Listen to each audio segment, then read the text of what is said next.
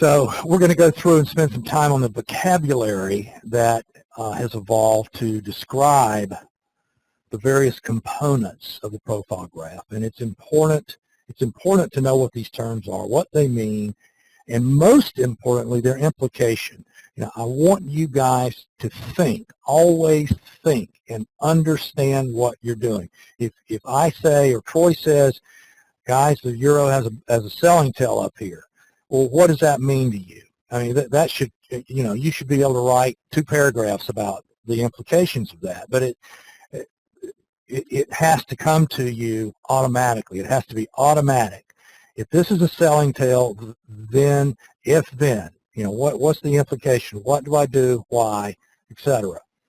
Don't just know a rote definition of a selling tail. It's it's a description of an auction process.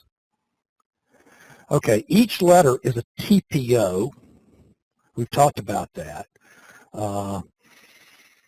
Now, the rotation of price up and down is part of this price discovery process. It's the normal, natural state of the market to be rotational.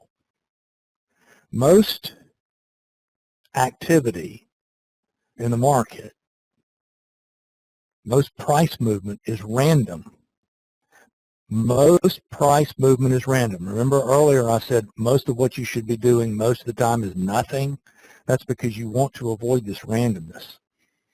That's what we have to avoid. You're constantly trying to avoid the noise, randomness, noise.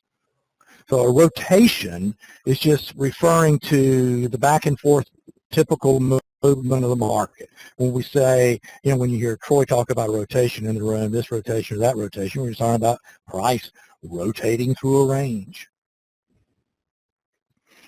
Now, some of this, these definitions, value area, initial balance period, these are legacy concepts from early market profile, and they were critically important and an integral part of reading the market profile when market profile actually through the mid-90s. And today, the 99% of the market profile educators and traders out there are still using initial balance period, value area high, value area low, and all this stuff. I don't even have these lines on my chart. I don't have the initial balance period on my chart. Now, there are benefits still in the stock market of being aware of what happens in that first hour of trading. I did a study years ago, and I used to update it. I haven't updated it in a long time. And this applied just to the stock indices in the day session.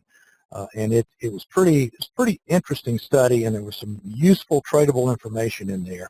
And I'm sure Troy shares this with you guys in the room.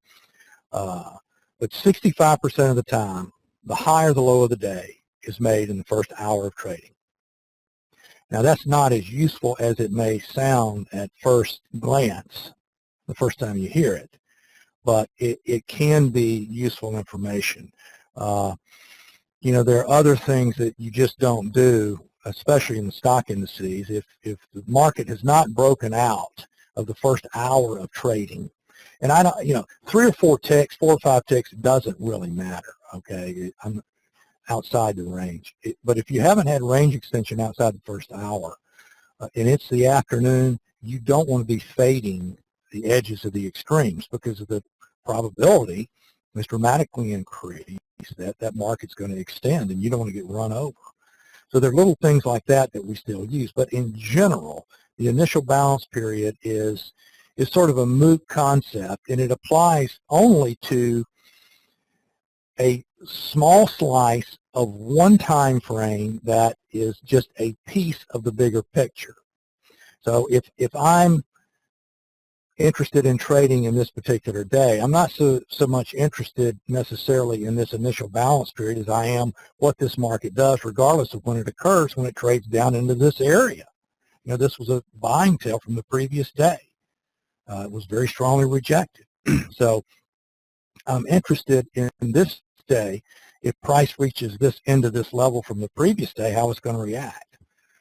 When it reaches there is not all that important. Now, the other thing that I will say about the stock indices, and this applies to other markets, but in particular the stock indices, because the day session in stocks is still the overwhelming majority of the trading. At that point in time, if you get on a trade early in the day, for some reason, if you're selling against the Globex high or you're buying against the Globex low very early,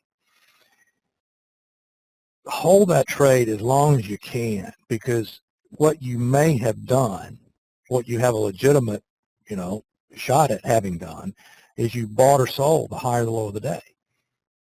And if that's the case, then you can just sit there, and your expectation is for something, the minimum of whatever, roughly the average 10-day true range is at that point in time. And so that can help you. It's the little subtle things like that that can help you with your trade management. So, but it's part of this auction process. It gives you a reason, and a rational, logical reason that has some basis in rigor to manage your trades, and when to trade, and where to trade, and how to manage a trade. If you get in a trade, if I get in a trade at around the opening, just before, just after, I'm looking to manage that trade differently than if I get in a trade at 3:30 in the afternoon. Any questions? Let me know. Feel free to type them in. I'm trying to keep an eye out for your questions as we go along. Okay, the high volume node. The high volume node is a term that I coined 8 or 9 years ago. It was not used in market profile parlance. Now it has become, now everybody uses it. Nobody knows where it came from. So I'm telling you, I coined this. I don't use the value area. I have found through experimentation that I'm better served, and it's more defined, and it gives better information to identify the high volume node. And I use a 25% setting. In other words, this is 25%, the smallest area of 25% of the trading in this range. And it's, I think you guys, if you go back and you look at the reports, if you go to the public blog and you look at the public blog, it's consistently uncanny how often the high volume node, which is a much smaller area than the 70% area of a value area, how often the market reacts around that area as it does the extremes. In other words, you get it's an inflection point for trading. It can be, in this particular instance, you can see this, it was rejected, so it was acting as support. You had a buying tail here and a buying tail here right into this high volume node. In this particular, this is crude, actually. So here, here's a high into it. So the high volume node, really, I haven't done any sort of back testing or rigorous testing on it. This is sort of look and feel, but it is more defining, and I have found it to be extremely useful in what we're trying to do. Michael, you say HVN is what percentage of volume of days? 25%. You can set it. You can set these parameters in these software programs. I can set it to anything I want it to be in CQG, and I use 25%. Yeah, and it's 25% of whatever the profile unit is, Michael.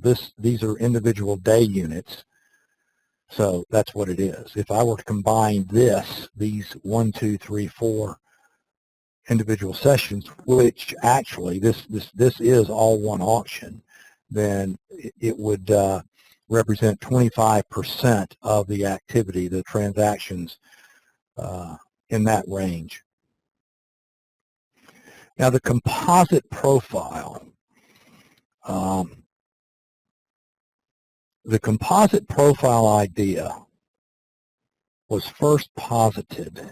Stoudemire actually talked about it. He talked about the larger degree auctions, but he never combined, I can't recall ever seeing a combined profile in any of Stoudemire's work. He did refer to it. He did refer to the larger auction and different days making up a bigger auction. But I'm pretty sure the first person that began using on a regular basis the composite profile, he calls it a meta profile, is Don Jones.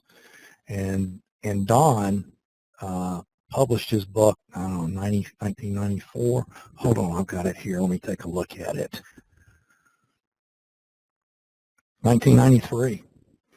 Now, Don's book came out in 1993, and I'm telling you, it's revolutionary from a lot of different perspectives, and that's about the same time. Let's see, when did Mind Over Markets come out?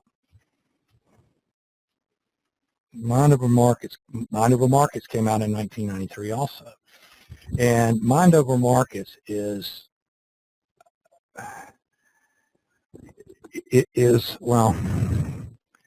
worthless compared to what Don Jones did. What Dalton did in his book was take Stoudemire's concepts and basically rewrite them and add to them. And Don Jones basically took the profile concept and proved its validity from a gross perspective. He's a scientist. He tests things, and he was the first person that really realized that the ideas of Stoudemire, as they were initially posited, did not do what they were purported to do.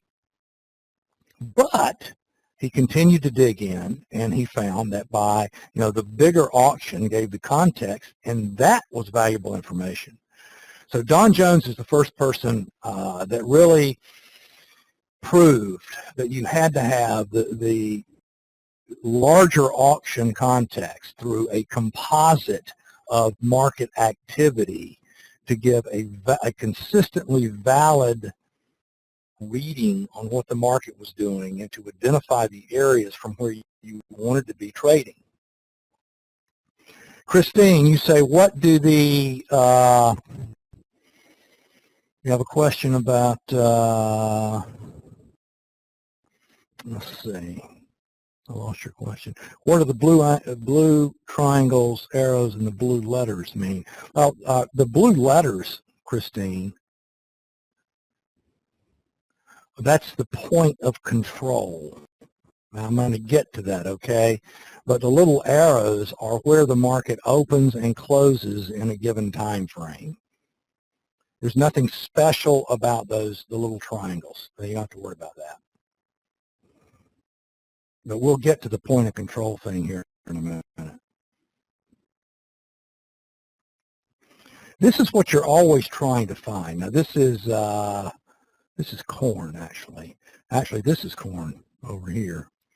So what I've done, I've taken this activity, and when I see a market that has these non-directional high volume nodes, in other words, you've got this one's up, this one's up, this one's down, this one's down, this one's up, this one's down. That's two-sided trading. That's all one auction. I'll combine that. And this is typically what you'll get. You'll get the relative unfair highs, the relative unfair lows, and you'll have an area of greatest value.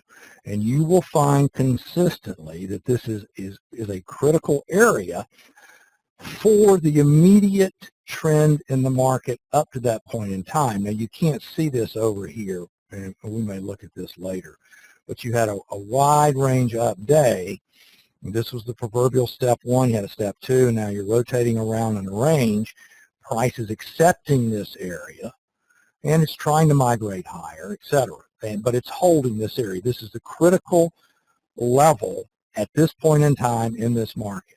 Now, if we were to take these three individual days, combine them into one auction, then the market I don't know where it closed. I guess it closed right here, would be between an important downside level and an important upside level as defined by the high volume node.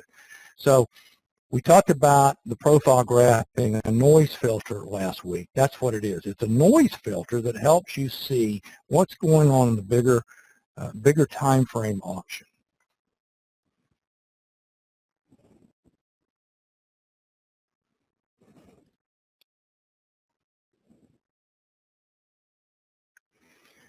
Okay, Christine, point of control. These little blue lines, you see I have highlighted them here. Here's the red line.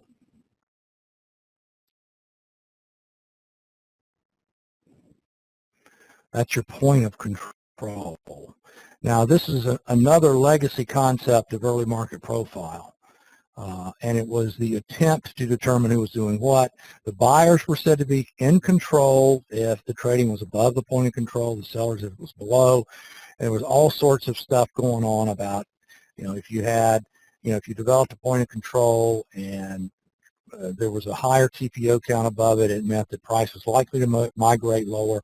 None of that proved to have any validity to it. I'm not even going to get into it.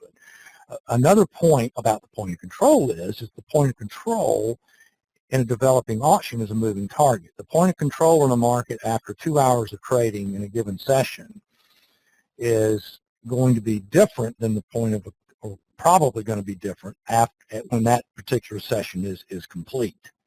So the point of control is a moving target, and it's not much use, especially early in a session. Actually, I don't find it to be of any use at all. There is no single magic price. That's why I use this high volume node. Now, a high volume node is almost always, I can't think of an instance or a circumstance where you would have a quote-unquote point of control that is outside the high volume node. I guess it could happen, but it would be rare and just a real oddity. Michael, you say, so how do we use HVN for trading? Well, you're going to find out.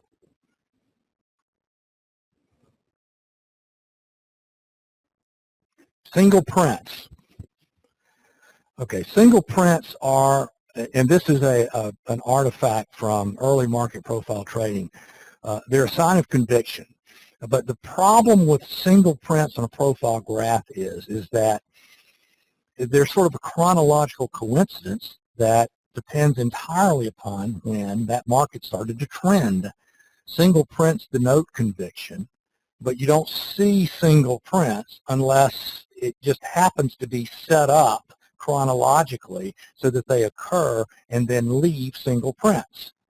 And this is a perfect example of a market condition that is better viewed on a bar chart. And it's an ideal example of why it's critical to understand how to recognize the auction market condition on bar charts, because a lot of times a profile chart will obfuscate or hide the market activity that's really critical information regarding that auction and what you need to be doing. This is the profile view of this. This is a much cleaner, clear picture of the auction process than this, and what to do about it and how to trade it. Now, I've told you guys, when I look at a bar chart, I'm reading it through the lens of an auction. This is conviction. Conviction, there's only one party that can create conviction, and that's big money. The market is so incredibly rotational now. You have all this high frequency stuff, and the high frequency stuff is non-directional churning, basically. And you have so many spreads. There's a lot of most pure volume is non-directional, whether it's high frequency volume or a part of another trade, some sort of arbitrage or spread, a spread, all sorts of spreads. It can be very simple spreads, or it can be very, very complex spreads. But most actual volume is not directional volume. That's why I think that you're much better off at times looking at a bar chart than looking at a profile chart. And, you know, a wide range bar is telling you there's conviction. There's no rotation in this 30-minute period. There's no rotation in this 30-minute period. So when this market trades down here, I can make an if-then assumption. All right, this market looks like it wants to go lower. There's a lot of conviction there. If that's the case, then we probably should not retrace very much into or very deeply into this structure. Well, the first thing that we did was begin to retrace deeply into this structure. So, you know, there are times if I'm watching a market and I think this market, if this, let's take a hypothetical, let's say this is a balance area. If I see this occurring, I'll just sell. I'll sell it and then sit back and see what transpires. Now, if I do that, if I'm selling this, where does my stop have to be? Well, my disaster stop has to be back above the bar of the conviction. And there are times where you or I get stopped out. I'll sell here and I'll turn around and in 10 minutes I'm stopped out here. But I'm trading market condition.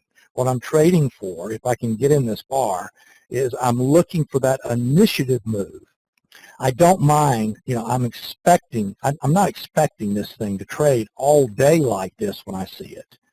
But what I'm hoping to catch is a move that begins with conviction, and then the sellers take control, the market begins to rotate, and the minor degree balance areas begin to form and begin making lower lows, and it develops lower during the day. Now that's trading market condition. That's not, and I'm going to show you some very specific, more well-defined setups than just clicking the mouse button and going long or short. I'll do that. Troy does that. Most people, after a while, after you develop a higher level of understanding and confidence with what's going on, you will do that too. But you don't have to. I mean, you can. I'm going to show at the end of this. Up tonight, I'm going to show you one setup that if you didn't do anything but trade it, from now on, you'd be an all-star.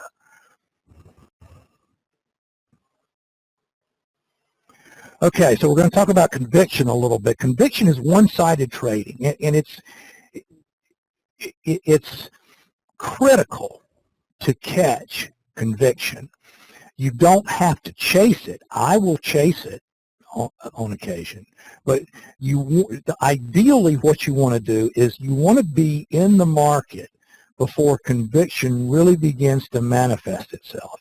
And the only way you can get that trade is by understanding market condition. Because if you're sitting there and you're always reactive, then you'll find yourself late to the party and then getting stopped out because you're late. You know, you see this wide range bar, you weren't prepared for it, you weren't paying attention to what was developing in front of it.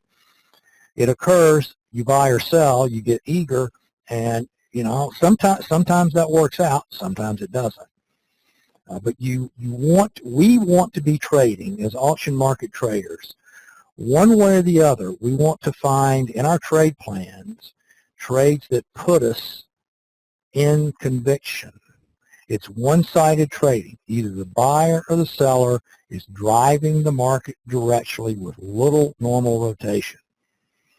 And it's much, much easier to see on a bar chart. Visually, it manifests itself in wide-range bars, wide-range 5-minute bars, wide-range 1-minute bars, 30-minute bars, 120-minute bars, etc.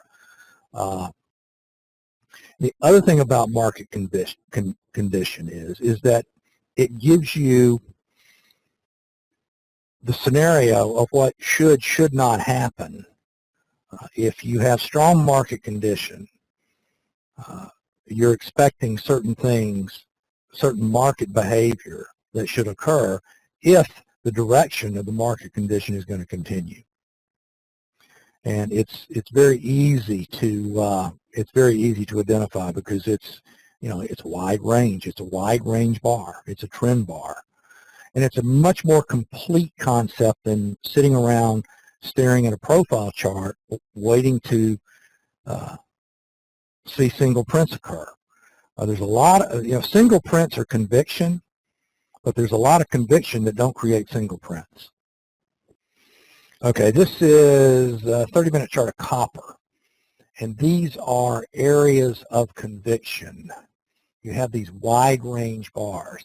Now notice in some of these bars, or it's 30 minutes, there's overlap. That's okay. You're going to get varying degrees of rotation regardless of the time frame you're trading as part of the auction process. But if I see this market take off here, actually, if it retraces, then this gives me the opportunity to enter this if I've missed it in a defined manner, because if this is conviction, if this is an initiative situation, conviction is initiative trade activity. You hear the terms initiative and responsive. Well, initiative trade activity is a trend. So if a market is trading initiatively, it should not retrace deeply or for long. So initiative and conviction are synonymous terms. Now, initiative behavior, conviction can occur within a two-sided trade.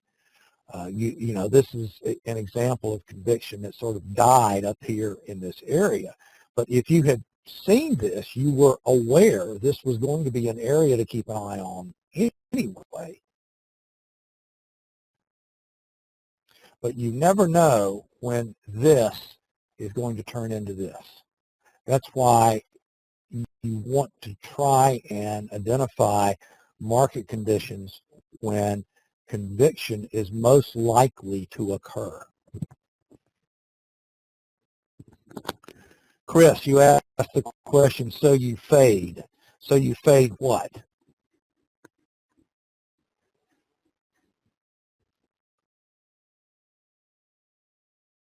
So you fade up here?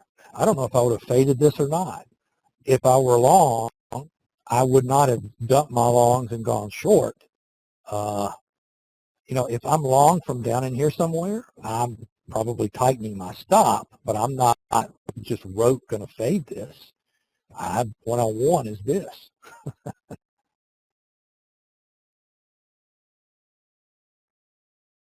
So do you fade conviction?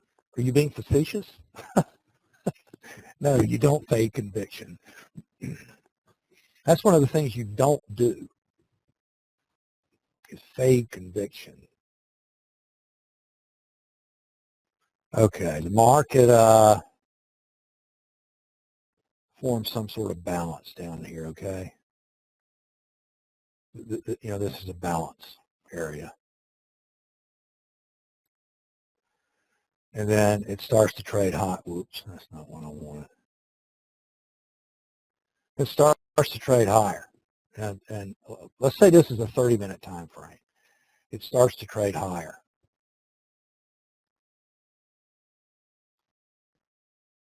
Now, do I want to sell this?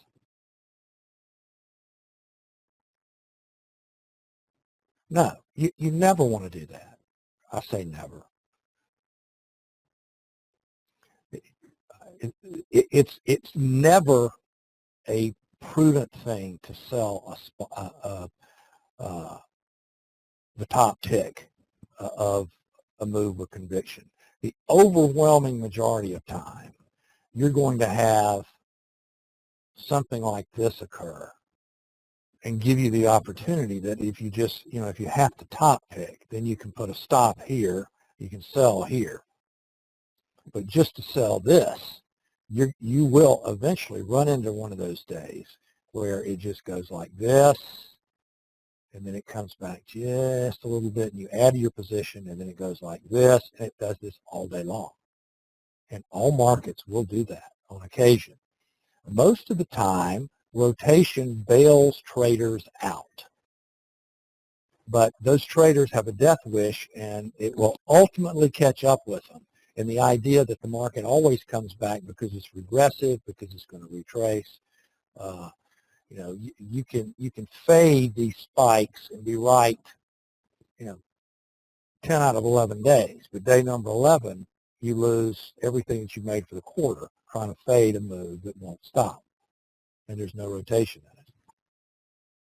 this is something you really, as an auction market trader, you have no business doing. It is just selling the top tick of a move just because it moved, just because it looks extended relative to what happened for the previous 2 or 3 days. Look, up in here. So you began some rotation here. If you sold this, I could understand it. Here's another spike up. You had some rotation occur. Here's another spike up. I had a lot of rotation occur. The overwhelming majority of the time, you're not missing anything by letting the market begin to show some sign of two-sidedness before you decide to be the genius that picks the top tick. All right, here's the 30-minute chart. And we spiked above this very important level. And when gold was spiking up here, it looked like, it was going to go to 1,700 and above. But it turned on a dime. Now let's go, this is a 30-minute chart. Let's see what a 5-minute chart looks like. Well, you spiked up here, and then you had some two-sided trade. So, Troy, this is probably what you're talking about in here, right? You had some two-sided trade. And we're going to talk about this in a minute. Not only did you have some two-sided trade that occurred, now this is a 5-minute chart, so this is probably 35 or 40 minutes. And, if you sit there and don't try to be a hero, you have something that's objective, that has a higher probability of working than trying to pick the top tick, in a spike in gold. Plus you have this selling tail, which we're going to talk about here in a minute. Okay, we're going to talk about buying tails and selling tails. Buying tails and sell. I'll tell you what. We've been going over an hour. I didn't realize that. Let's take 5 minutes, guys. Just 5 minutes, and we'll start again. Okay, buying tails and selling tails are a form of conviction. Buying tails or selling tails represent rejection. The market is rejecting higher highs or higher lows from those that preceded it. But now you have to be careful with buying tails and selling tails because they're sort of ubiquitous. They happen a lot. But if you're careful how you use them and how you trade them, they can be incredible entry signals and very, very well defined. And once again, this is where it's a huge advantage of learning to read a bar chart through the lens of these auction market concepts and trade that bar chart through the lens of auction market concepts.